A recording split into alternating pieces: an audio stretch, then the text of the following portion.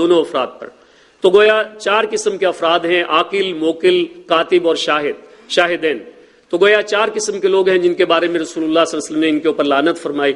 وقال ہم سواؤن، اور فرمایا کہ یہ برابر ہیں اپنے جرم کے. یہ جو جرم وہ کر رہے ہیں اس میں کسی کا جرم کسی دوسرے سے کم نہیں ہے، چاہے وہ سود کھانے والا ہے یا کھلانے والا، وہ لکھنے والا ہے یا اس کے اوپر گواہی دینے والا. یہ چاروں قسم کے لوگ جو ہیں اس کے اندر، اس گناہ کے اندر جو ہیں برابر کے ملوث ہیں اور کوئی بھی کسی دوسرے سے کم نہیں ہے. اس کے بعد ان عبداللہ بن حنظلہ رضی اللہ تعالیٰ عنہ، جن کا لقب ہے غسیل الملائکہ، جنہیں رسول اللہ صلی اللہ علیہ وسلم نے غسیل الملائکہ کا لقب دیا. قال، وہ فرماتے ہیں قال رسول اللہ صلی اللہ علیہ وسلم، رسول اللہ صلی اللہ علیہ وسلم نے ارشاد فرمایا درہم ربن یاکلہ الرجل وہو یعلم،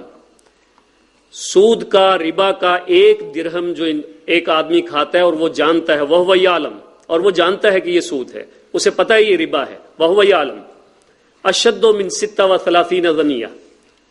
وہ زنا کے معاملے سے بھی 36 گنا زیادہ بڑے گناہ کا مرتکب ہو رہا ہے. او کما قال صلی اللہ علیہ وسلم، زنا سے بھی 36 گنا زیادہ اس کا جو ہے وہ گناہ جو ہے فرمایا.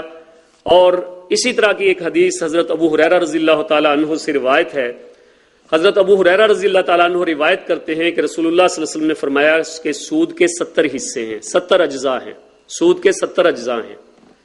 اور ان میں سے سب سے سنگین جو جرم، سب سے کم سنگین جو ہے، سب سے کم سنگین جو ہے ایک شخص کا اپنی ماں کے ساتھ زنا کرنا ہے. کم سے کم 70واں حصہ جو ہے اس گناہ کا، 70واں حصہ، وہ یہ اتنا بڑا جرم ہے جس کو زبان پہ لاتے ہوئے انسان جو ہے گھبراتا ہے، وہ الفاظ زبان پہ لاتے ہوئے گھبراتا ہے. تو گویا رسول اللہ صلی اللہ علیہ وسلم کا یہ فرمانا یعنی اس کی انتہائی شکل کو بیان کرنا ہے کہ یہ کتنا بڑا جرم اللہ اور اللہ کے رسول کی نگاہ کے اندر ہے کہ 70 میں سے 70واں حصہ جو ہے کم سے کم جو اس کا گناہ ہے وہ یہ ہے جس کا انسان تصور بھی نہیں کر سکتا. تو گویا یہ ہے اللہ اور اللہ کے رسول کی نظر کے اندر، اللہ کے رسول صلی اللہ علیہ وسلم کی نظر کے اندر ایک ربا کھانے والے ایک ایسے شخص کے بارے میں رسول اللہ صلی اللہ علیہ وسلم کا ارشاد مبارک. اسی طرح سے رسول اللہ صلی اللہ علیہ وسلم نے ارشاد فرمایا کہ 7 جو ہیں ہلاکت خیز چیزوں سے بچو، اور ان میں سے ایک ہلاکت خیز چیز جو ہے وہ رسول اللہ صلی اللہ علیہ وسلم نے فرمائی وہ ربا کا کھانا ہے، ربا کا معاملہ ہے. تو گویا یہ اسی طرح سے 32 کے قریب احادیث ہیں رسول اللہ صلی اللہ علیہ وسلم کے فرامین مبارک ہیں جن کے اندر رسول اللہ صلی اللہ علیہ وسلم نے ربا کی جو ہے وہ ممانعت فرمائی، اس کی لعنت کو جو ہے بیان فرمایا، اس کے حرمت کا جو ہے تذکرہ فرمایا. تو گویا 32 کے قریب ایسی آیات آپ کو ملیں گی قرآن پاک کے اندر، احادیث جو ہے ملیں گی آپ کو. احادیث کے اندر رسول اللہ صلی اللہ علیہ وسلم کے فرامین مبارک ملیں گے، وہ 32 کی تعداد میں ہیں تقریباً، جبکہ 7 آیات کا تذکرہ میں اس سے پہلے جو ہے وہ کر چکا ہوں. اور ان میں سے ایک ایک حدیث کا آپ جائزہ لے لیں تو اتنی سختی سے اس کی ممانعت کی گئی ہے جس کا ہم تصور بھی نہیں کر سکتے. اتنی سختی کسی معاملے کے اندر رسول اللہ صلی اللہ علیہ وسلم کی زبان سے ایسے الفاظ جو ہیں کہ اس کی سختی کے حوالے سے، اس کی ممانعت کے حوالے سے جو ارشاد ہوئے ہیں. تو گویا یہ اللہ اور اللہ کے رسول کی طرف سے جو معاملہ تھا وہ میں نے آپ کے سامنے جو ہے وہ عرض کیا. اور اب ہم آتے ہیں تھوڑا سا بیان اس طرف کہ سود کی اقسام کے حوالے سے تھوڑی سی بات کرتے ہیں. قرآن و حدیث کی روشنی میں ہمارے سامنے ربا کا معاملہ آ گیا. تھوڑا سا اس سے پہلے میں یہ عرض کر دوں کہ ربا کا جو لفظ ہے اس کی تھوڑی سی تحقیق کر لی جائے. اور ربا جو ہے وہ لفظ راباوا سے جو ہے وہ ڈیرائیوڈ ہے، اس کی جو روٹ ہے وہ راباوا ہے. راباوا جو ہے وہ عربی زبان میں بڑھوتری، نشو نما، گروتھ، ایکسپینشن، ایکسٹینشن، کسی چیز میں اضافہ ہونا، بڑھنا، چڑھنا، اضافہ ہونا، یہ سارے جو معنی ہو سکتے ہیں وہ اس لفظ سے نکلتے ہیں. جیسے ربا فلان السویق کا لفظ اگر استعمال، یہ سینٹینس اگر کہا جائے تو اس سے مراد ہوتا ہے کہ کسی شخص نے ستوں کے اوپر پانی ڈالا اور وہ ستو جو ہے پھول گئے، تو ستوں کا پھولنا یہ بھی ربا ایک طرح سے یعنی اس کے اندر اضافہ ہونے کو ظاہر کرتا ہے. اسی طرح سے ایک شخص جو ہے ٹیلے کے اوپر چڑھا، اس کے لیے جو لفظ استعمال کیا جاتا ہے اس کے اندر بھی یہ ربا فلان الرابیہ، ایک شخص جو ہے وہ رابیہ کے اوپر یعنی ٹیلے کے اوپر چڑھا، تو ٹیلے کے اوپر چڑھنا اس کے لیے بھی لفظ گویا بڑھنا، چڑھنا، اضافہ ہونا، پھیلنا، تو یہ سارے معنی جو ہیں وہ اس کے اندر آتے ہیں. لیکن یہاں پہ رک کے آپ یہ دیکھ لیجئے کہ ہر قسم کا اضافہ اور نشو و نما اور بڑھوتری جو ہے وہ اللہ اور اللہ کے رسول کی نظر میں ممانعت اس کی نہیں ہے. ممانعت جس چیز کی ہے وہ قرض کے معاملات کے حوالے سے ہے، اور دوسرا جیسے ابھی ہم احادیث کے حوالے سے دیکھیں گے وہ معاملات ہیں جہاں پہ آپ بارٹر ٹریڈ کرتے ہیں، چیزوں کا باہمی لین دین کرتے ہیں، اور اس کے نتیجے میں تو گویا یہ معاملات ہیں جن کا بھی میں تذکرہ کروں گا، لیکن جو اضافہ تجارت کی صورت میں ہوتا ہے وہ اضافہ ممنوع نہیں ہے، اس کا ہم تذکرہ پہلے پڑھ آئے ہیں۔ وَأَحَلَّ اللَّهُ الْبَيْعَ وَحَرَّمَ الرِّبَا، اللہ نے تجارت کو حلال کیا اور سود کو، ربا کو حرام قرار دیا۔ تو گویا جو تجارت میں اضافہ ہے وہ ممنوع نہیں ہے، جس اضافے کو ممنوع قرار دیا گیا ہے وہ معاملہ ہے کہ جس کے اندر آپ ایک قرض دیتے ہیں اور اس قرض کے اگینسٹ جو ہے وہ آپ اضافہ جو ہے وہ لیتے ہیں، تو گویا ایسے معاملات جو ہیں وہ ربا کی ڈیفینیشن میں اور وہ ممنوع ہے،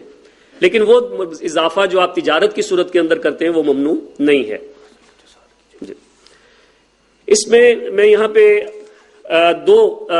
اقسام کا تذکرہ کروں گا کہ ربا کی دو اقسام ہیں، ان میں سے ایک قسم جو ہے وہ ربا نسیہ کہلاتی ہے اور دوسری ربا الفضل کہلاتی ہے، ربا الفضل کہلاتی ہے۔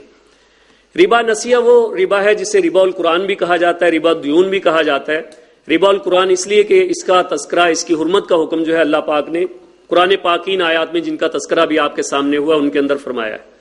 تو گویا یہ ایک واضح معاملہ ہے، مسلمانوں کی تاریخ کے اندر کوئی مسلمان اس بات سے جو ہے ناواقف نہیں تھا کہ اس قسم کا معاملہ ربا کا جو ہے وہ حرام ہے اور اللہ کے رسول نے اسے منع کیا ہے، اس لیے عام طور پہ عام لوگوں کے اندر یہ گفتگو ہوتی بھی نہیں تھی کہ فلاں معاملہ ربا ہے یا نہیں ہے۔ البتہ مختلف کتابیں جو ہیں مسلمانوں کی،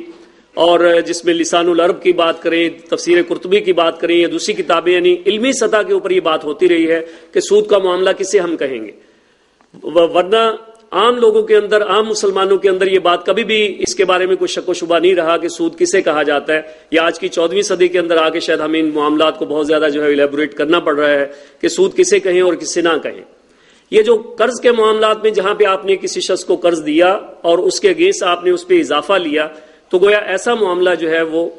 کہلائے گا، وہ معاملہ ہے جسے آپ کہیں گے ربا نسیہ، جس کے اندر آپ اضافہ لیتے ہیں۔ اس معاملے میں آپ یہ دیکھ لیجئے رسول اللہ صلی اللہ علیہ وسلم کی مختلف احادیث ہیں، اگر یہاں پہ سامنے آ گئی تو میں آپ کے کروں گا آپ کے سامنے کہ حضرت انس بن مالک رضی اللہ تعالیٰ عنہ فرماتے ہیں کہ رسول اللہ صلی اللہ علیہ وسلم نے ارشاد فرمایا، اگر تم میں سے کوئی شخص کسی کو قرض دے اور قرض لینے والا قرض کی رقم کے علاوہ اسے ایک پلیٹ کھانا ہی دے تو وہ اسے قبول نہ کرے، اور اپنی سواری پر سواری کی پیشکش کرے تو یہ بھی قبول نہ کرے، الا کہ اس قسم کا لین دین ان دونوں کے درمیان قرض کے بغیر بھی عام ہو۔ تو گویا آپ نے کسی کو قرض دیا، اس سے اتنا بھی فائدہ اٹھا لینا، ایک پلیٹ کھانا لے لینا، ایک سواری کے اوپر سوار ہو جانا، اس سے بھی رسول اللہ صلی اللہ علیہ وسلم نے منع فرمایا کہ قرض کے معاملے میں اتنا بھی فائدہ نہ اٹھایا جائے۔ اور اسی طرح سے رسول اللہ صلی اللہ علیہ وسلم کا ارشاد مبارک کہ اگر کوئی شخص کسی دوسرے شخص کو قرض دے تو وہ اس سے کوئی ہدیہ قبول نہ کرے، کوئی وہ اس کو تحفہ دیتا ہے اس کے بدلے میں، ایسا ہدیہ بھی قبول نہ کیا جائے۔ تو گویا اسی طرح سے رسول اللہ صلی اللہ علیہ وسلم کے دیگر فرامین مبارک بھی اس حوالے سے دیکھے جا سکتے ہیں۔ فرمایا کہ ابی امامہ رضی اللہ تعالیٰ عنہ سے روایت ہے، رسول اکرم صلی اللہ علیہ وسلم نے فرمایا اگر کوئی شخص اپنے بھائی کے حق میں سفارش کرنے کے بدلے ہدیہ قبول کرتا ہے، وہ ربا کے دروازوں میں سے ایک بڑے دروازے میں داخل ہو گیا۔ تو گویا اتنا یہ معاملہ اتنا نازک ہے کہ ان چھوٹے چھوٹے معاملات میں بھی ہمیں دیکھنا پڑے گا کہ کہیں یہ معاملہ کی ربا میں تو شامل نہیں ہو گیا، کہیں ہم ربا کے کسی دروازے سے تو داخل نہیں ہو گئے۔ تو گویا جو اس سے پہلے میں نے احادیث کے حوالے سے آپ کے سامنے تذکرہ کیا کہ کوئی فائدہ اٹھانا وہ بھی ربا کی تعریف کے اندر شامل ہے جہاں پہ آپ نے کوئی قرض کا معاملہ کیا۔ تو گویا یہ